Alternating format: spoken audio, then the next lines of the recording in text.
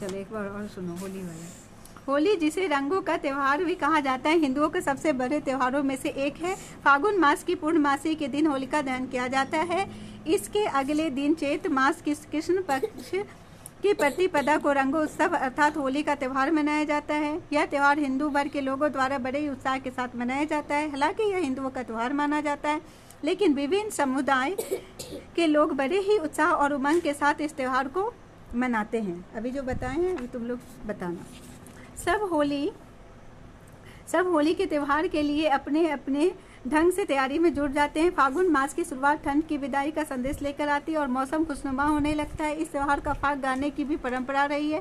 फाग लोक गीतों के बिना कुछ अधूरा सा लगता है।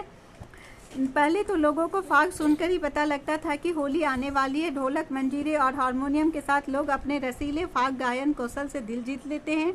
इस अवसर पर फाग प्रतियोगिता का भी आयोजन किया जाता है। होली के त्योहार को लेकर बच्चों में विशेष उत्साह होता है। वे होलिका दहन के लिए काफ़ी पहले से ही लकड़ियाँ जुटाने लगती है। होलिका और तैयार करने में सभी लकड़ियों का योगदान करते हैं। महिलाएं घरों में होली के पर्व के लिए मिठाइयाँ, नमकीन, गुजिया बनाने में जुट जाती है। रंग और गुलाल का स्टॉक तैयार किया जाता है।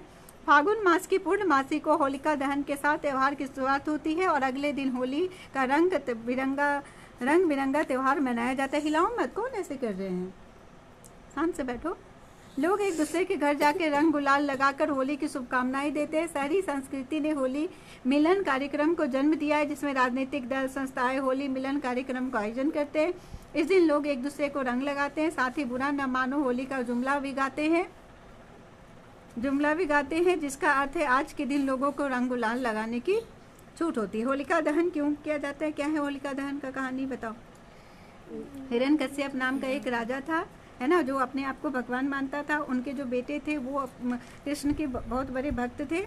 वो उन्हें नहीं मानते थे और उनके पापा को ये पसंद नहीं था। तो वो एक बार, उनकी एक बुआ थी जिसको उन्होंने क्या बोला, और उनको एक वरदान था। ऐसा कहा जाता है कि उनको वरदान था कि जो एक कम्बल में था उसके पास, जो वो ओढ़ लेती थी तो आग में वो जल नहीं सकती थी।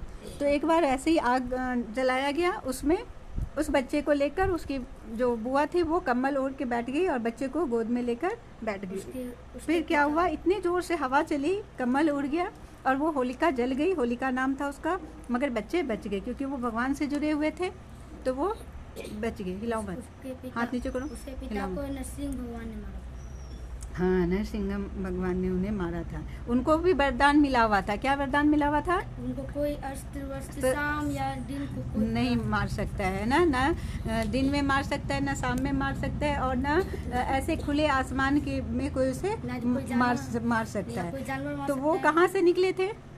पिलर से, है ना, बोला जाता है पिलर से। नहीं, ये सब कहानी है, ऐसा रियल में ऐसा कुछ भी नहीं होता है। बस इसका यही कहने का मतलब है कि बुराई पर अच्छाई की जीत होती है। जो बुरे लोग होते हैं उसी का नुकसान होता है ना, और जो अच्छे होते हैं उसको भगवान हर तरफ से मदद करते ही हैं। ठीक है, तो वही होलिका की कहानी है।